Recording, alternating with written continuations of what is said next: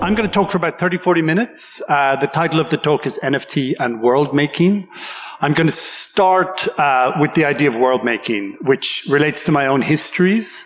Those histories intersect with Linz, actually, with Ars Electronica in the early 2000s, 2002, 2003. I'm going to talk about that a little bit.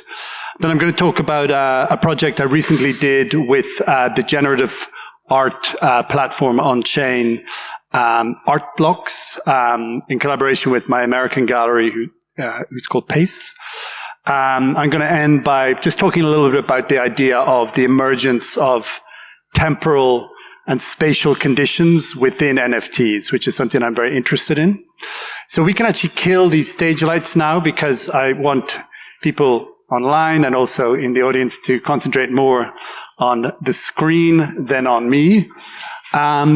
Maybe, can we get that guy off as well? Can we switch that guy off? We've got a little floodlight up there. Can that go off? Okay, great. And you can actually maybe pull those curtains a little bit. It's kind of a lot of light coming in. Okay. So, I'm going to start by talking about something that I did in 1997, which was I produced a 3D scan of a friend of mine called Mary. And I start here because at this moment, you know, when I sat my friend Mary onto a scanner just outside Oxford, I was an undergraduate in the Ruskin School, which is part of Oxford University. What I ended up with at the end of that process of 3D scanning was what I thought about at that time as an image object. Basically, it's a phototype record of the world, in this case, my friend Mary. But instead of being made up of, like, let's say, pixels as a two-dimensional image would typically be, it's made up of polygonal structure, like a three-dimensional polygonal structure, which means you can look around it and it has a kind of like a quality of being what I called at that time an image object, like an object which you can turn and look around. And really, like late 90s, you know, I was paying a lot of attention to dance music at that time and thinking about like what happens, you know, if electronics, if computing has done this to the music industry, what is it going to do to art? And really, it's been a long time coming, but I do think that the whole emergence of the NFT is going to be a very, very big player in terms of kind of the implications of computing within art going forward. But at that time, I came out of a sculpture undergraduate, a postgraduate in art and technology, and also an MSc in computer science. And I wrote to the Ars Electronica Center and said, you know, I really want to work with 3D scans within the context of the game engine. And they said, we have this thing called the Future Lab. Come, spend some time here and make some experiments. So one of the really early experiments that I made was a piece called Slow Fall from 2000 and, is it 2002? Yeah, 2002. Oops. In which I stole or I borrowed like a warrior or a soldier character from Unreal Tournament and brought it into a game engine environment. This is a video from that world that I made. And in this video, the soldier falls over like a 20-day period. It's like a slow fall, basically. So you could look around the character, and instead of dying in the game over like, you know, 1 second, the soldier dies over like 20 days, which was connected with various different geopolitical things at that time in the early 2000s. So just, this is a game engine-based work. It's here represented as video. And you could look around it, and this character basically fell slowly. Couple of years later, I spent a couple of years in and out of Ars Electronica. I made a piece called The Ladder in 2005, which was a ladder, a real ladder, leaning against the wall of a gallery space, part of the festival. And a video feed of that ladder was augmented by a very small little character that you can just see here. And that character was looking out the window and commenting on what was happening outside the room on the road using machine vision. And again, if you swung this screen left to right, you could look around this little augmented reality character as a kind of an image object in a way. So that was a kind of a departure into augmented reality and the idea of objecthood in media, which I actually then stepped away from. The character, the little figure, I reused in a piece called 1,000 Year Dawn. And it was actually one of the very first times that I worked with my longtime producer and friend, Werner Putzelberger, who's here in the audience somewhere. And we made a piece in Vienna, left Ars Electronica, went to Vienna, and made a piece which was called 1,000 Year Dawn. And I'm just going to talk about it in some detail because it's very relevant to really the whole lecture. So in this piece, it's a beach. It's not an actual, it's not a place. It's not a portrait of a place. It's a sort of fiction of a beach. And on that beach, you have a character standing, this young man. And the sun is rising in this world, but it's rising very slowly. So it began rising in 2005. It'll finish rising in 3005, the year 3005. So it's 1,000 Year Dawn. And in 3005, the character leaves the scene, basically. So it's sort of a long, slow dawn. And interestingly, using relationships that I developed in Ars Electronica, particularly with a designer and wonderful fabricator called Jacob Ilera, we made kind of vessels, like a sort of a vessel in a material called corian, which is a type of mineral plastic, which allowed the work to go into the world as a sort of a sealed system. So you have a computer in this object, and you have a virtual world being produced by that computer. There is a turn sensor in the object, so you could turn the screen and look around the object. And an Austrian gallery, Ernst Hilger from Vienna, brought this piece to Miami, to an art fair in Miami in 2005. And it was just before the big kind of, real estate crash and the major economic crash of '08. It was a very dynamic time in, let's say, art and collecting, particularly in the United States. And, I'd never sold any art before. It just wasn't where I was coming from, as an art student, as somebody, working in Ars Electronica doing research. And the gallery, sold 6 of these works, edition of 6 in Miami in like 15 minutes when they opened up the art fair. And I mentioned that not to sort of like suggest that it was wonderful to sell some work, but, I kind of jumped from making simulations in a research environment into a distribution model, which, let's say, it's like a gallery-driven fair distribution model. And that was significant because it allowed me to take some money, go back to Vienna, actually, to the production space, and to make anything that I wanted. I didn't have to apply to any funding. I could just kind of make something, anything. And it's that kind of power of kind of connecting with, let's say, non-institutional funding. You can just there's a certain freedom to it. So that's '05, and there's this kind of breakthrough where the digital, in addition, is being collected by, let's say, contemporary art collectors. And, jumping ahead to '09, I showed 3 simulated virtual worlds in Venice Biennale, a collateral event of Venice, with an Irish organization called RHA Projects, created by Jasper Sharp, who's gone on to be a prominent curator in Austria and internationally. And we kind of worked with sort of private support, institutional support to take over an old boat shed on the island of Certosa. We put up this sort of minimal facade you could enter. And inside, I'm not going to talk too much about these works, but it was a piece called Dust Storm, which is a portrait of a dust storm from the American Midwest from the mid-30s. In the background, you see a piece called Oil Stick Work. Here is another image of the dust storm piece. This is a piece called Grow Finish Unit, shown as major projections in this empty boat shed in Venice. And here is Oil Stick Work, all 3-dimensional temporal simulations shown in the context of Venice. So that's just a sort of a little jump from like early research in Ars Electronica with game engine-based works with Slow Fall, crossing the line out of, let's say, institutional setting into maybe a commercial art setting, getting some financial power and being able to kind of produce works like Dust Storm, which I funded myself and then which went into the world, basically. So jumping right ahead to 2017. In 2017, I was approached by Channel 4, the TV station in the UK, and they asked me if I would make a work in response to the theme of Earth Day 2017. And I had been very interested in this image for many years. This is a moment in time. It's called the Lucas Gusher. And it's the first major oil strike in world history, which happened in 1901. Lucas was a business person, and he adjusted a water drill so it could drill much deeper than ever before. And 1901, there's a sort of rumbling sound on a hill in Spindletop in Texas, and this extraordinary 50-meter jet of oil jumped in the air.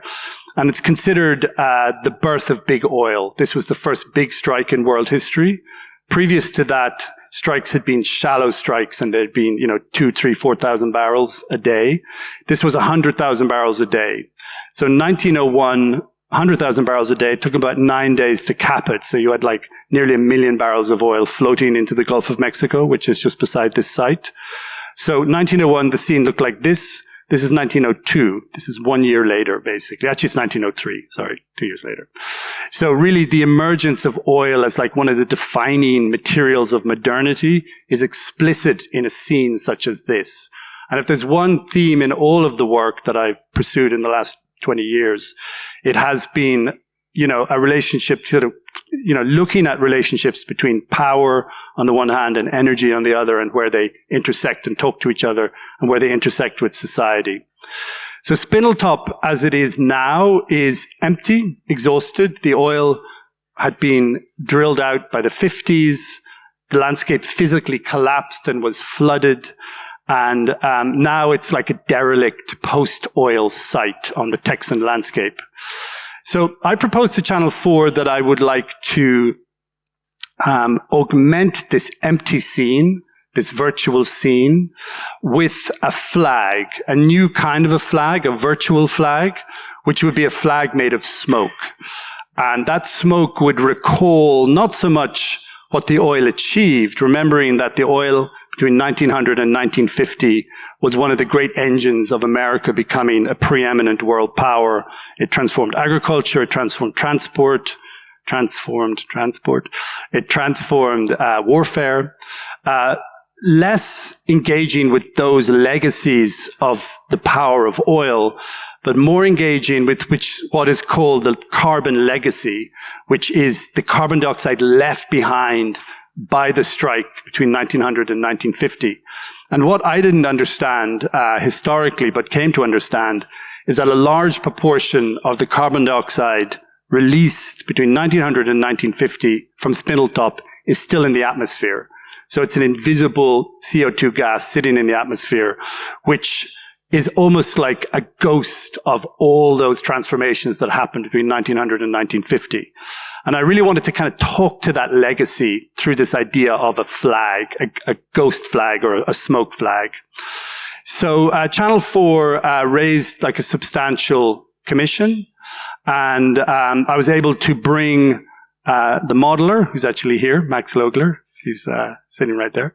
And also the producer, Werner Putzelberger, and myself to Spindletop. This is Spindletop now. It's an empty, as I said, a derelict oil site. There's some old oil pumps, some of them just about working, pumping out a mixture of oil and water from the caverns. And we photographed everything on the site. This is mid-20th century oil storage tanks in wood, now falling apart, now derelict. And everything we found on the site, we rebuilt as a 3D model. So there's this sense that if you work in 3D, that you can kind of automate stuff. You can just sort of, press a button and you get things. But actually, to make three-dimensional portraits of real things is a very laborious process. It all has to be made by hand. These are handmade portraits of elements we found on the landscape in Texas. And we spent 6 months, 8 months building them all as image objects. They're not 3D scans, they're really principally image objects. There's a little bit of scanning involved. So this is a sort of an oil pump reimagined as a sculptural photograph, which you can look around within a 3D modeling program, but built by hand and textured using photos from the site. So simultaneously working in a game engine, in our case, a game engine called Unigen, not Unity, Unigen, which is different. Particularly the producer, Werner Purzelberger, is working with satellite material. He's working with drone scanning material, drone photographic material to build a portrait of the landscape that we found there. So this is really what I mean when I talk about world making. We're building a world within the virtual, within simulation. It's not a fantastical world. It's based on what we found in the world. So it's portrait based. Here you can see that the props, which we've built, the 3D props being placed on this landscape. Now, one of the aspects about working within simulation is that you're producing a world, and the conditions in that world are not governed by timeline. You can dictate that the sun would rise on this world in real time, travel over, go down, and that can be linked to the solar conditions in Texas. So here, we're putting the sun in place, and we're allowing that sun to move over this scene at the speed of the Earth, of the sun moving over the scene in Texas. So really, these are annual solar simulations. You have day and night, you have seasons, long days in the summer, etc. Again, getting back to that idea of world making within my historic medium of simulation within the game engine. So introducing the programmer of the work, who's an incredible guy called Helmut Bressler. He's the only one who's not here, actually. And so Helmut dug out a solution which is basically a volumetric smoke simulation, but he augmented it with a number of other sort of existing solutions which had to do with the idea of like gas under pressure, like a simulation about gas moving, hot gas moving into the air. Each of these little points that you see is basically air, and the gas is moving, and the dynamics, the fluid dynamics are unfolding, to produce this simulation of gas, of hot gas moving through air. And the reason we went to all that bother in coding terms is because we wanted to produce a smoke sculpture, volumetric smoke sculpture that we could light. We could light with the different kinds of sunlight that emerged across the day and night, and, night conditions. Historically, smoke would be produced within the virtual using particle systems. Particle systems are not very easy to light. So this is a volumetric smoke simulation which you can light. So again, we're working with Unigen, which is a very powerful game engine we've used for a long time. So after a year of work, we have a smoke type object, which is also a flag type object. It's been placed on a virtual portrait of the site in Texas. And it is now a finished work after a year with maybe 5 or 6 people working on it. So it's a pretty involved process to do something like this. In this work, the camera moves around the flag at the speed of somebody walking. The sun moves around the flag at the speed of the Earth's turn. And if I just move this video forward here, you can see the camera moving around the flag at the speed of somebody walking. So the piece moved into the world as a TV intervention. It cut into TV across the UK, Earth Day 2017. I'm not going to talk about that because it's just too much detail for this lecture. But it also moved into the world as an LED wall in Somerset House in London, where it sat for a week. So it was basically 24 hours on TV across the UK. It was a week in Somerset House as a physical installation. And it also live streamed to YouTube for a month. So it's like different kind of ways of distribution. But the live stream, just to underline, was had to be a video stream to get to YouTube. So it's a 2-dimensional video coming from the simulation. The work moved into the world in different sorts of ways. This is Desert X, a biennale outside Palm Springs in the western United States. And here the western flag kind of comes west and finds itself in the sort of dream deserts of California. This is an example of how the work is installed as a kind of a monolithic box, rear supporting an LED wall, light emitting wall, which means that the work can be present in daylight, which is the great gift of light emitting diodes.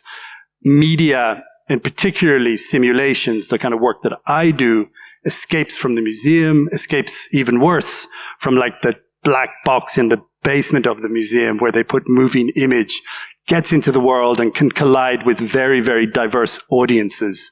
Here in California, we had the highway between Palm Springs and LA beside us, and people would pull off the highway, walk across the desert, and just be like, what is this? Which for me is the ideal audience, as opposed to an audience that enters a museum expecting a cultural experience. If you can reach audiences who don't expect a cultural experience, there's a certain potency to that I really believe in. As we all know, early 2021, the whole Beeple bomb went off, and many artists had been producing NFTs in advance of Beeple. I had not. I had actually done a project about blockchain and cryptocurrency mining in China, but I just hadn't come across the NFT thing. It just wasn't in my radar. But certainly after early 2021, I think anybody working digitally, over time, and anybody working as an artist was like, what is this thing? I mean, who is this artist? What is this everyday? What is this awful artwork? It was a bit of a sort of shock to the system, the Beeple shock. And a lot of people were saying, John, are you going to make an NFT? And I was like, I really don't know. And in the end, after a couple of months of pondering, I sort of said like, the NFT zone at that time, early 2021, was very two-dimensional. It was JPEGs. The Beeple every day is an enormous JPEG. If you went to sites like Foundation at that time, it was MP4s, looping MP4s. These are all two-dimensional media resources. And I had spent 20 years making virtual worlds, and those virtual worlds moving through, as I described, the distribution model of the object in the world being collected. So I very painfully produced a MP4 called Western Flag NFT on Foundation in March 20th, 2021. That work has joined, it's just been announced right now, but it's joined the collection of Los Angeles County Museum of Art in LA as the first NFT to join that collection. But this is the work, and I just want to describe it in some detail, because to make this work, working with one of the APs of Western Flag, it's edition of 5 and 2 APs, we took a 30-second video extract from the simulation. We had to stop the camera. The camera no longer orbits. And we had to seamlessly loop this over 30 seconds so that it could fit into the Foundation world. And that was kind of excruciating for me, because basically you have an annual work that unfolds over a year with night and day and all these dynamics. And then you end up with this very different artifact, which is not a world. It's a media artifact. And, it doesn't actually loop here, but it loops seamlessly. If you go to Foundation, you will see it. So, after I did that, the NFT on Foundation, I basically just stepped back for a year. I just was like, I can't make videos for my simulations. It doesn't suit me, on many levels. So, in the interim, working on different things, but I just want to jump in time a little bit to a series called Flags. And I've been interested for many, many years in this subject of iridescence. And this is a picture from about 10 years ago of a drip of gasoline on water outside my family home in Ireland, where I grew up in rural Southern Ireland. And I'm just very interested in this idea of like iridescence pointing to, that kind of toxic beauty, that alluring toxic beauty of petro reality. Like we all know that the world that we live in right now is completely impossible, but it's kind of hard not to just zip around and, sort of have a nice time in it. So it's this kind of allure. You're drawn to this reality, and it's also fundamentally toxic and also kind of impossible in a way. So, and I always felt that this image of iridescence was a kind of interesting summary of those kind of contemporary tensions about existence and energy. So this is a found image from the internet of a drip of gasoline on water. This is an image of Mexican flag in the center of Mexico City. This is an image of the Deepwater Horizon disaster in the Gulf of Mexico when, you had a fractured oil thing on the seabed, and you have all this oil that came to the surface, giving this kind of macrocosmic, microcosmic sort of scene on the Gulf of Mexico. These are images about sea level changes over time as the ocean warms, melting data coming in, increasing melting, et cetera, et cetera. And so again, leaning back towards the programmer, who is Helmut Bressler. Helmut came up with a thin film interference algorithm, which was a pre-existing algorithm, which looked at refracting light breaking into the prism. And, that's weird. And this is a very rough first example of virtual iridescence, a patch of gasoline sitting on a piece of virtual water. And in the end, it became a series of 4 works, which were called flags. Each one is based on one of the 4 great world rivers. You've got the Amazon in the Americas, you've got the Nile, you've got the Danube, and you've got the Yangtze in Asia. And so I went to each of the rivers, documented each river, and then augmented each river. This is the Amazon. Augmented each river with this drip of virtual gasoline. The motion of the waves on the river made it, to my mind, a little bit flag-like. So it was a series of 4 works called flags, each based on a different river in the world. This was shown in the Shanghai Biennale as a rear projection. But particularly that work moved into the world again through the gallery system, let's say through the gallery/art fair system as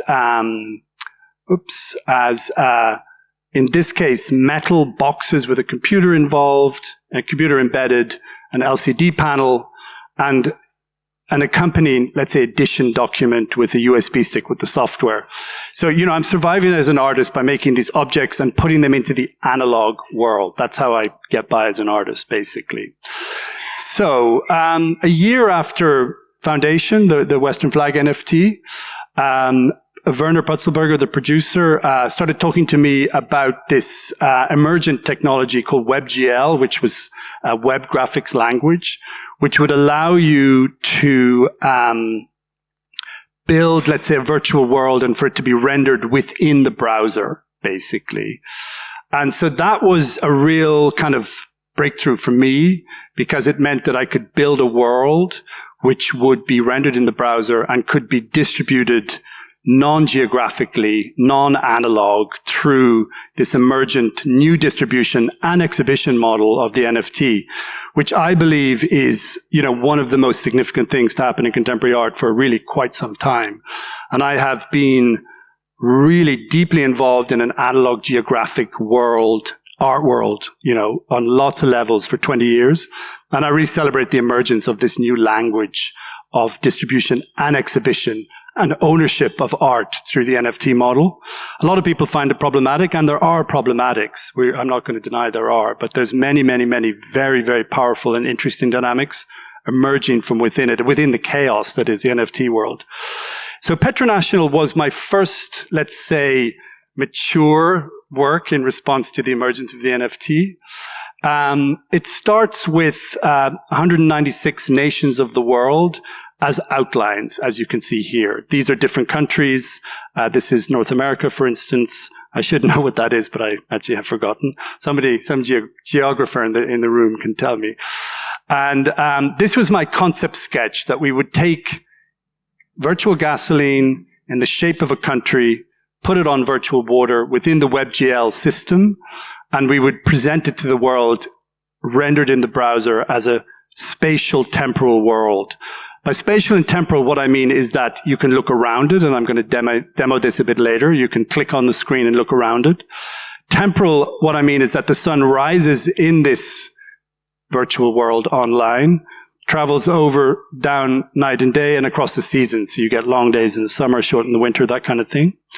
So Werner and the programmer Helmut Bressler, working in WebGl, made a couple of sketch concepts. This is a kind of early sketch concept of Petro National.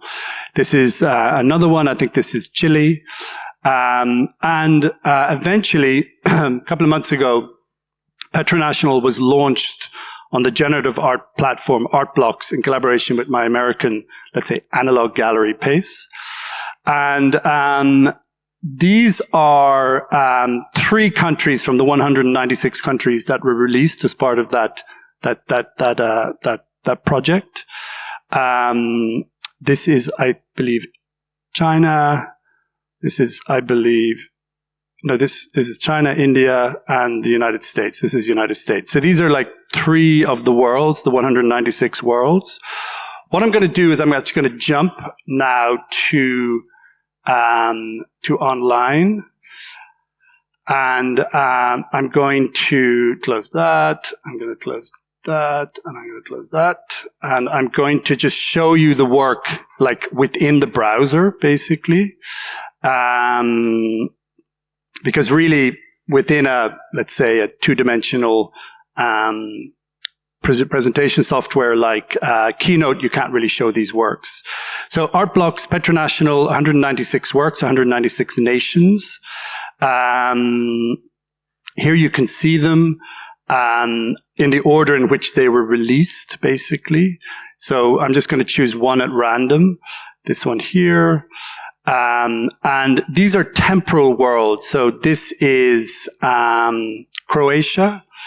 In the eventual project, we linked the petrol consumption per head, per capita, to the thickness of the oil slick on the ocean in the work. So Croatia consumes 242 gallons per capita. So it's a sort of a mid country in terms of its consumption. So it's a sort of like a mid thickness. The very thin ones are very they're very delicate. These are slightly more iridescent. If I click on this window, I can look around this world. So it's a spatial world. And as I said before, the sun travels over this over time. So if I choose a different world, and I'm going to have to do that by going backwards. Sorry, 1 second. I'm going to have to just go back one. I'm going to choose a low energy country just to talk about briefly. 1 second. So, and you can see, yeah, this is a low energy country here. It's more blue-green, 175. And this is Uganda, which consumes 11 gallons of petrol per year. It's a different sort of iteration of the work. Again, you can look around it as in the other one, et cetera, et cetera. So jumping back to Keynote, I'm just going to conclude the lecture by talking about my recent show, which was, let's say, a physical show in Pace in New York, which opened in June. Just to kind of give a little sense of what happened after the Petro National project. And then I'm going to end by talking a little bit about my thoughts about the idea of the spatial temporal NFT and its potential. So, I made a WebGl piece within Artblocks as a project, and it was presented, and it's now in the world. I have like 196 new collectors. Ironically, it took me like 20 years to have 196 collectors of simulations, and it took me like 20 minutes to get 196 collectors of NFTs, which is interesting in itself. But simultaneously, I'm also still making simulations. This is a piece called Flare. which is installed on a high-resolution LED wall about 5 meters by 5 meters in Pace in New York over the summer. Again, Flare, like all the simulations, is temporal. This is dawn in the work, and this is night in the work. The second piece behind Flare was a piece called Washington.stream, where you've got a 30,000 car emotional traffic simulation producing a sort of a flag form. Here you can see the cars moving through the piece. And this is a piece called Endling, which is a portrait of the very last of the American passenger pigeons who died in 1914. So just to conclude, I'm very interested and excited to witness what technologies like WebGl will achieve within the NFT space in the next years. I'm expecting to see more temporal, spatial, virtual worlds presented as NFTs.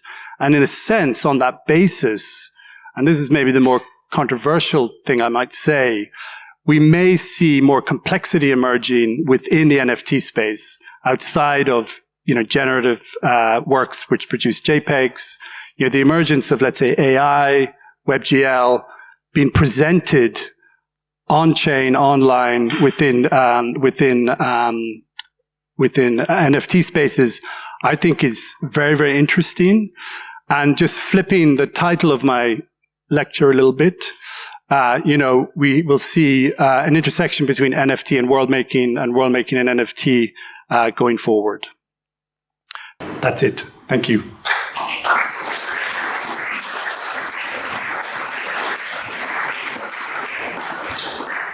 Thank you, John. It was incredibly exciting to hear about, or to see behind-the-scenes material of Petro National.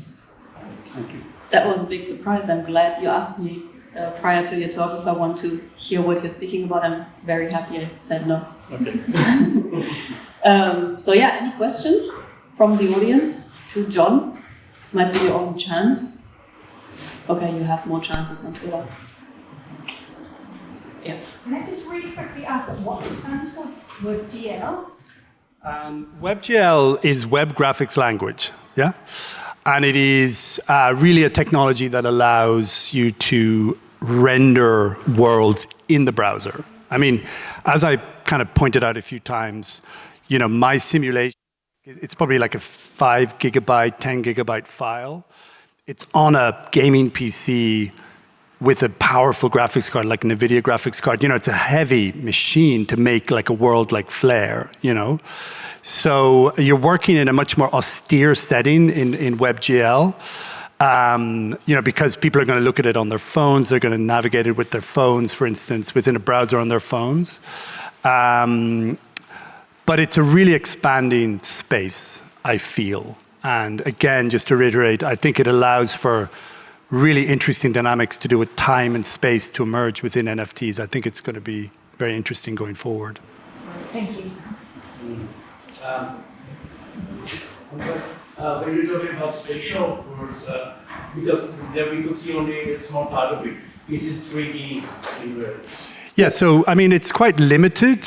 It's quite limited. If you click on your window on your browser, let's say, or if you're with your finger on your phone, you can look around the world. Using, like I established that orbit. You can reorientate the work on an orbit that I establish. But that's just because I'm an absolutely horrible control freak. I mean, other people could make WebGL works that you could actually cruise around, or you could reorganize the scene or such things. By spatial, I mean it's three-dimensional. It's not two-dimensional, let's say, printed to video. It retains three-dimensional qualities once it's published and can change in very diverse ways.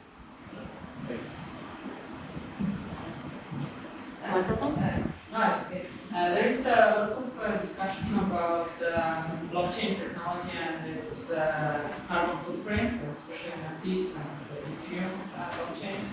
So, are blocks on Ethereum? Mm-hmm. Yep. So, yeah. So, yeah, there has been a lot of talk about that, and there's a lot of valid talk about the carbon footprint of Ethereum, and the hope is that it will be addressed by as they call the merge to proof of stake. That said, I think there is something of a double standard in terms of, if one is shipping, as an artist, if you're surviving by like shipping physical analog objects, let's say to Basel, if 30,000 collectors are flying in for Basel and spending dollars backed by the greatest carbon release on Earth, which is the American Army, we need an assessment of both systems. I think the extreme criticism of NFT artists in relationship to, let's say, CO2 has to be balanced by an analysis of other distribution models which are compromised. And NFT artists who are historically digital artists, let's just say, this is largely their first break, this thing that's happened, the NF thing that's happened. They cannot take responsibility for the entire state of the world, which is kind of part of what's been happening. People have been held responsible for the state of the world. And just to reiterate, I mean, really, the American Army is one of the greatest CO2 emitters on Earth. It backs the dollar. If you're spending $1 million on a painting, do I hear criticism of that transaction? No. So we need balance between these two things. Simultaneously, we celebrate Tezos, low energy blockchain, celebrate Ethereum, shifting across. Like the energy profile of Bitcoin and Ethereum is nuts. I mean, there's no two ways about it.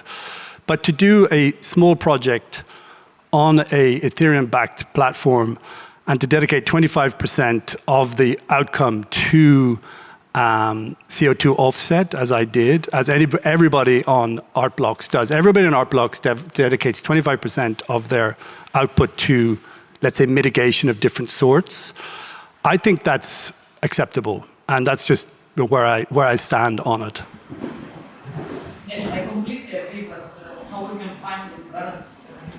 I think we find the balance by pushing back a little bit, frankly. And really, one of the things that bothered me was people who don't understand what it means to own a digital thing, to collect a digital thing. If you've never owned a digital thing, if you've never bought a work by a digital artist using the NFT mechanism, you have no sense of what that means, actually, to own that work and to have that relationship. So for a lot of people from, let's say, analog art world who are very vocal in dismissing the emergence of NFTs as not art, which is incredible. I mean, a writer I really, really respect in the New York Times recently wrote that NFTs aren't art, and I was like, it's like nuts, That, a lot of that has to do with, on the one hand, a lack of knowledge, fundamentally, but also fear, fear about this thing in which they're not involved, The digital art world has not really been integrated into the analog, let's say, commercial art world. A couple of outliers like me have survived by pushing for 20 years. But certainly, for a lot of people in contemporary art, they're just make this go away, it doesn't suit us, And the ecological criticism is a very useful way just to be it's actually totally unacceptable and I'll see you in Basel. It's kind of nuts. You're completely right. I think it's important for people who really hate NFTs or think it's not art. I mean, also reading, in the Austrian newspaper, Der Standard, wrote a really funny article because it seems like even art journalists or art critics and in general journalists writing about NFTs, they don't see a difference between, let's say, profile picture project like the Bored Ape Yacht Club and art. And since there's so much talk about money, and people also don't know where to look for art, right? I heard people at Traditional Art World dinner saying, well, I looked for NFTs, but I couldn't find any art. And I was like, yeah, but where did you go to? Yeah, I just went to OpenSea and browsed around. I was like, okay, so you say there's no good music out there because you just go on Spotify and find nothing you like? So I told them you need to know where to look for art and where to find the art, right? And if you don't know that, so if you just walk around Berlin and then you're like, oh, I can't find any good art galleries. There mustn't be any good art in the world, right? Because you're just not walking around somewhere randomly. So that's what I find really tricky at this point in time. That's why we're also here. And downstairs we present quite a few, I think, very interesting artist collectives. Any more questions to... Yes, any more questions? Do you need the microphone or no? Okay, good. You mentioned that you had in 20 minutes almost as much as collectors that we have here in South. Yeah.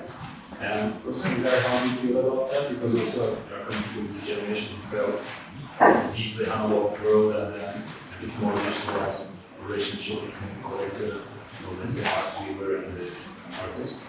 Because I'm also coming from a collector family. Just to understand, how did I feel about this change, the kind of almost a speed up?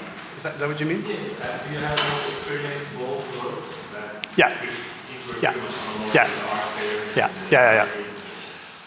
Well, I mean, it is so many ways to answer that because Art Blocks is a truly global space. You can sit waiting for the Art Blocks drop from anywhere on Earth.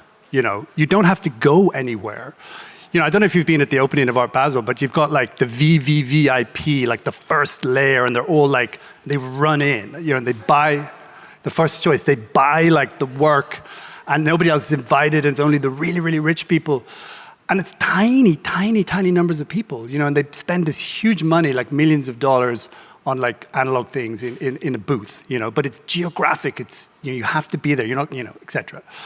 So, you know, the Art Blocks model is that it's non-geographic, it's like it's online, and so you immediately get this enormous expansion of the potential collectors, you know. I mean, you also have these funny dynamics of what, you know, Annika and I talk about sometimes, like let's say the like flippers, you know, who sit there at the moment, like, and they get the work, and then they put it on secondary market instantly. And it's sort of like fascinating. I'm like, why did you even buy this? And then you realize it's somebody in a part of the world that's less wealthy. They buy it for X and they sell it for like, you know, $200 or $300 more. And that's quite significant, you know. And then like after a while, that stuff settles down and you end up with this kind of floor price. But, you know, it's just such a different model, you know. But you know, the project that I produced, let's say like a couple of the DAOs, like Flamingo DAO and Fingerprint DAO, they bought some of the works and then they bought more works on the secondary market. And again, leaning back to Annika, you know, DAOs are these kind of emergent institutions, you know, supporting what they believe is interesting work in the digital art space using the NFT model, you know, the NFT distribution model. And, you know, I celebrate it because I think it is radically more open than the historic contemporary analog art market. I think it's, and I'm going to put my foot out there and say, I think the work that's emerging within art NFTs is much more interesting than what I'm seeing in analog art fairs. Analog art fairs, I mean, if I see another like fashionable painting, you know, being discussed on the basis of its kind of color and price, I'm just going to, you know, just going to freak out. And then I see these, you know, people who are responding to contemporary conditions, digital conditions, and making works. I mean, I just got a work by Belgian artist called Kim Assendorf, which is incredible, incredible code-based work. He's doing incredible work on FX Hash at the moment. Unbelievable, and it's really pertinent to how things are now. How people are communicating, how people are trading. You know, I think the digital is much more pertinent to contemporary conditions than people painting. And, you know, I'm just really done with that interrelationship between museums, galleries, art fairs. It's like this kind of like back and forth, you know? And it's kind of, I don't know, very marooned for me. You know, I don't even really go to some of these places anymore because I'm so tired of seeing the same material for 20 years. And a very aggressive holding out of digital conditions within conservative art fairs, you know, within the committees and such things. You know, it's kind of, I mean, I think like if the NFT thing had not happened, it would have to happen. Because, you know, just contemporary conditions have to come in, you know, and the fair becomes literally the fair and the museum in a way becomes the academy, just increasingly conservative, increasingly based around consensus. You know, and no room for like risk in a way. Thank you. Also, yeah, I mean, at Basel was interesting. I just wanted to say that flippers are how I call them, the extended sales team of artists. I mean, I watched your drop on Art Blocks and it was so funny because it was a Dutch auction, so price went down. People bought it around 2 ETH. And then when the drop was sold out, I went straight to see on OpenSea where the trading happens, and then price went up immediately from 2 to 4 to 7 ETH. So it's quite interesting that collectors are willing to pay double the price and even more, for buying the work from flippers instead of like paying the price straight to artists. But that's also because it's a blind mint. So people, when they mint on art blocks, they don't know what they get. So then flippers mint the work and then check the rarity and price it accordingly. So, but drop went well. Congratulations. And I think last question. Do we see if we have one more question and then Jonas Lund. For the art blocks drop, how did you ensure that each unique mint was a new country? Pretty technical. Oh God, that's a really complicated question.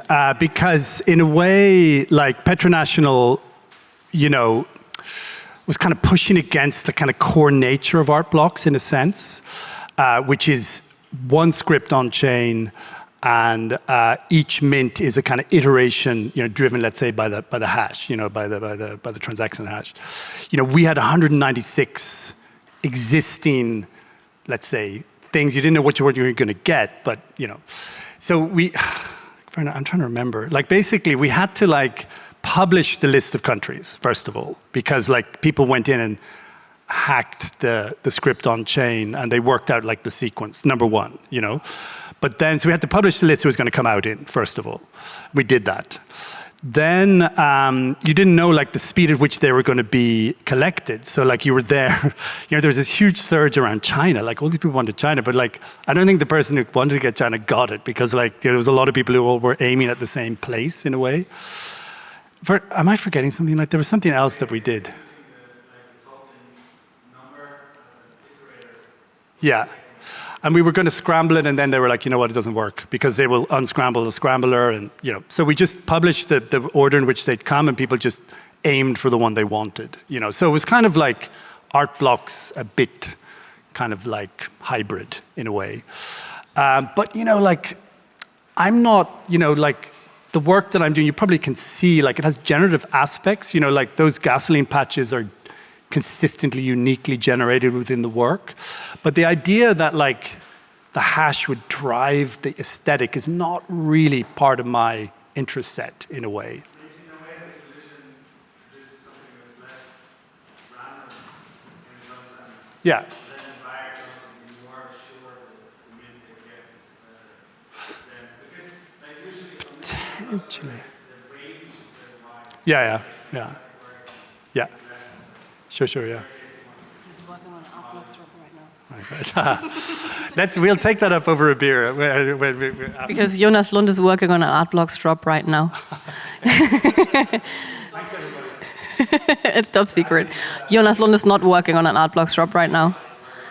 Everyone is same as I. I now do NFTs since 2 days. Yeah. Yeah. Okay, thank you, John. Yeah, your laptop.